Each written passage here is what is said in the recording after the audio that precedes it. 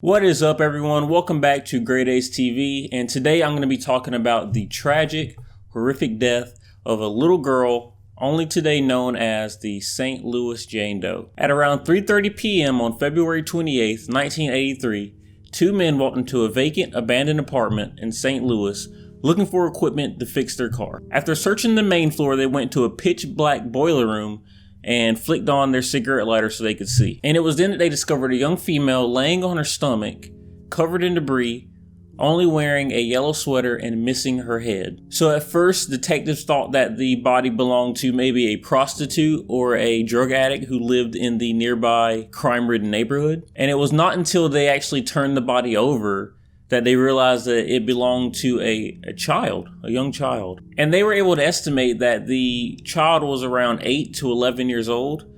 And I don't know if I mentioned this before, it was a young African-American girl around the ages of 8 to 11 years old.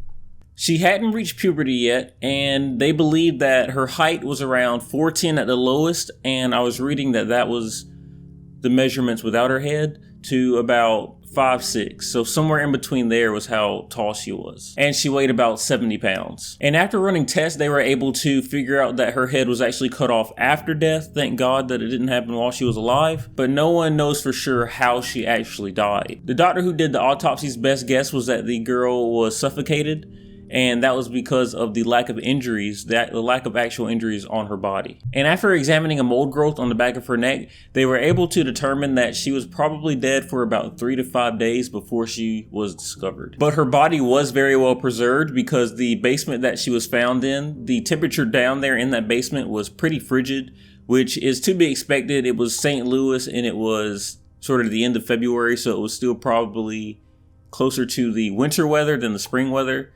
So it makes sense why her body was so well preserved. But unfortunately, that never really helped the case at all. As far as how she was found and the state that she was in when she was found, her hands were bound behind her back with red and white nylon cord. And the cord was actually likened to the type you would use to secure a small boat to a dock. There are also 2 chip coats of red nail polish on her fingernails. And she was found nude from the waist down, only wearing a yellow V-neck sweater with the tag torn off. And from all accounts, it seemed as though the sweater was recently purchased. It's also strongly believed that she had been sexually assaulted, but it could never be confirmed. But there was a white substance found in her stomach that was believed to be semen, but it tested negative for sperm cells. And there was also a lone pubic hair found on her leg, but they believed that belonged to an officer that was at the crime scene and not the actual person who may have done this crime. Plus the DNA, it was too little DNA for them to ever be able to identify somebody by it. And aside from some streaks of blood on the wall, there was very little evidence found in the basement, which led detectives to believe that the murder took place somewhere else and her body was transported to the basement later on. And Jane Doe's death actually sparked one of the most extensive missing person investigations in St. Louis history. Detectives canvassed the entire northwest St. Louis neighborhood where she was found and a 16-block radius around that neighborhood. They also even searched the sewers, hoping that they could at least find her head somewhere in one of those locations, although they never did. They interviewed hundreds of people and they tracked down over 700 girls on the welfare list that matched her description. And exactly 1 year after her body was found, the police published a 22-name list of girls in the St. Louis area who went to school in 1982 but couldn't be accounted for the next year in 1983. And they were actually able to find every single girl on that list. So she wasn't on that list. She wasn't on the welfare list that I mentioned earlier. And no one to that point had came forward and claimed this child. Which, if you're a detective, that's frustrating for sure, and it doesn't make any sense to you. And it doesn't make any sense to me. And one of the detectives on the case actually delayed the burial of Jane Doe, hoping that her parents or one of her loved ones would come forward and claim this child, but it never happened. And that is one of the strangest things about this case, to me at least. I mean, if you're a parent, you know that your child is missing, is not at home, and maybe the parents were hoping that maybe they saw the news and they were hoping that this wasn't their child, then that's why they never went and tried to look at the body and claim it. But to me, the fact that no one came forward to identify this little girl, that gives me two different scenarios. The first scenario is that her parents, or if she was just had one parent, or whoever was watching her, they were killed too. That's one of the only reasons that I can come to where she wasn't claimed. They must have been killed too. I mean, she was found with red nail polish on her fingers and a relatively new sweater on, so she was being taken care of by someone. So if they didn't step up to claim her, either they're dead or they killed her. Those are the only two options for me.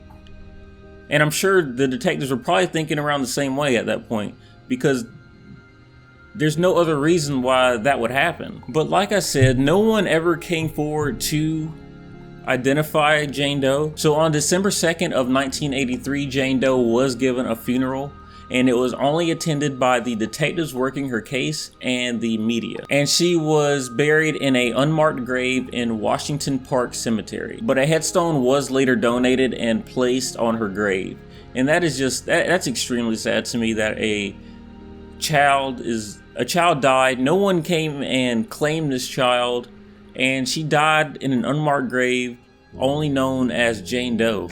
And that's horrible. And going on with the investigation, the investigators later received altogether 2 letters claiming to have knowledge about the crime. One letter, received in May of 1983, listed the name of a man who the person writing the letter thought committed the crime, although police weren't able to actually locate this man at the time. A second letter was received in 1986, but it's not believed that investigators really took this letter serious. It just claimed that it had information on the case.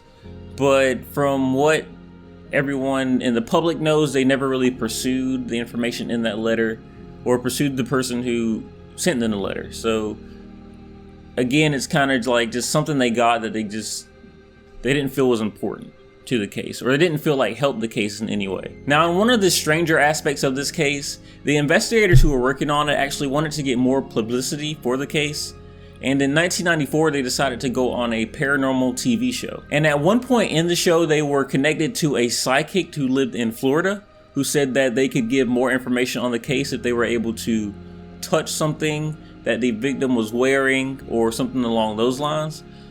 So in one of the strangest things I've ever heard, the detectives actually sent the only 2 pieces of evidence that they had, which was the sweater that the girl was wearing and the nylon cord that was wrapped around her wrist.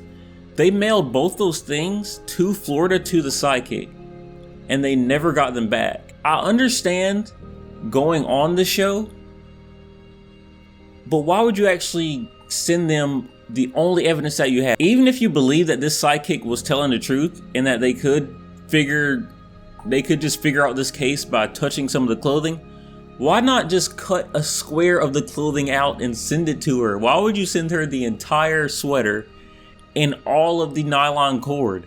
Your only evidence. That makes no sense. I understand why they were trying to do it, but that was probably the dumbest thing I've ever read that a detective did during an active investigation. It makes no sense whatsoever. And of course that led nowhere. They never heard back from the psychic. From what I read, they never heard back from the psychic, and all this stuff just got lost in the mail. The only evidence for your case got lost in the mail. Now in 2013, authorities did try to exhume Jane Doe's body to get more of her DNA, thinking that maybe now with better technology they could figure more things out. But once they actually dug up her grave, she wasn't there.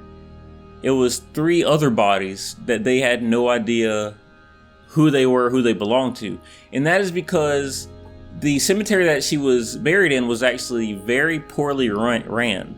So the person who ran it actually would just put bodies on top of each other and things like that. So they had no idea where Jane Doe's body actually was. And the St. Louis Medical Examiner's Office actually refused to dig up any more graves in that area until they were certain that the grave belonged to Jane Doe.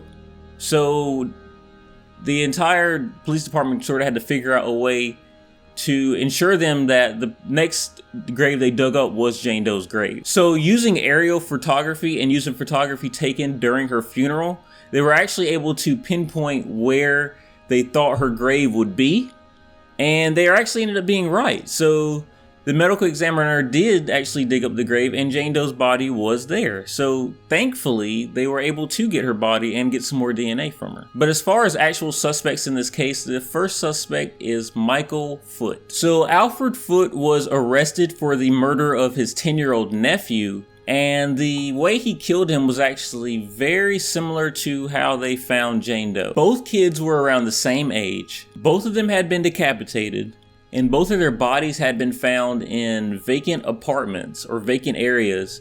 And the bodies were actually found about 2 miles apart from each other. Now, this didn't happen at the same time, but where Jane Doe's body was found, about 2 miles away, was where Alfred Foote was found, which was Michael Foote's nephew. So of course, if you're a detective at this point, you're probably thinking, we got a pretty strong case against this guy. But unfortunately, after interviewing Michael, after questioning Michael, they were unable to find a link to both cases, so they kind of just dropped it. Now, the second suspect is Vernon Brown. Now, in 1986, Vernon Brown was arrested for strangling a 9-year-old girl and leaving her body in a trash bag in an alleyway behind his house in St. Louis. And when police ran his fingerprints in the national database, they actually found that his real name wasn't even Vernon Brown. It was Thomas Turner, who was a convicted child molester wanted for over 6 crimes in Indiana. And he was later charged with the murder of a 9-year-old in Indiana. Now, he became a suspect in this murder because initially when he moved to St. Louis was when the murder of Jane Doe actually happened. And she and Janet, a girl who he was later convicted of killing, were around the same age. So again, you found somebody who killed someone around the same age as the person who was killed, and you find out that he moved into the area pretty close to when Jane Doe was killed. Of course, you're going to think this guy might have done it. It just makes logical sense. And when asked about Jane Doe, he had no comment, and he refused to talk about the case at all. And he was eventually executed in May of 2005 for the other crimes that he committed in Indiana. But he was never officially charged with the murder of Jane Doe. In 2002, a woman who actually conducted her own investigation told authorities that she found out that Jane Doe was actually named Shannon Johnson and was a Chippewa girl who was beaten to death by her mother. And Shannon, the woman who conducted her own investigation, actually traveled to Minnesota to get DNA from Shannon Johnson's aunt. Then she went to Texas to acquire a pubic hair from who she was convinced was the killer, and even paid $4,500 to get a private lab to run the test on the DNA. And unfortunately, it turned out that she was wrong in her assumptions and that Jane Doe wasn't Shannon Johnson.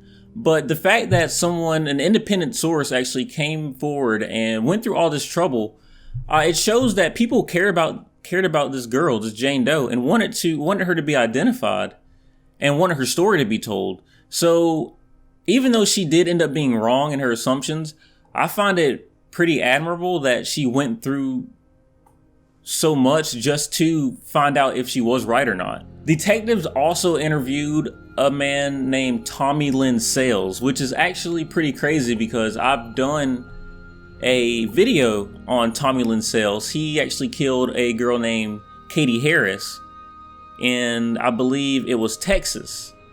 So it's crazy that his name keeps popping up, but he's known as a guy who would pretty much take credit for any murder anyone asked him about after he was already in jail. He was one of those people. So whenever his name comes up, you can never be really sure if he actually did it or if he just took credit for it because he got some sick pleasure in people thinking he committed all these crimes. But police never really thought he did it just because you can't trust what he was saying. But I just wanted to mention that he was a suspect. He was considered a suspect in the case for a little bit of time, and it was mostly just because he admitted to doing it when they asked him directly about it. But again, you can't really trust what he's saying. He's someone who took credit for anything and everything. So I don't really consider him an actual suspect in the case at all. I don't think he killed Jane Doe. On February 8th of 2014, Jane Doe was laid to rest again in the Garden of Innocence section of the Calvary Cemetery, the resting place to over 24 nameless children. Which, the fact that we even have a cemetery that has a section like that is just extremely sad to me. And unfortunately, that is the end of the St. Louis Jane Doe story. So like I said earlier, for me, there's only two scenarios that make sense. Either she was killed by her guardian or her parents, whoever was taking care of her, or she and her parents were killed and their bodies were just placed somewhere else. Those are the only scenarios that make sense to me. Any other scenario, it doesn't make sense that her body was never claimed.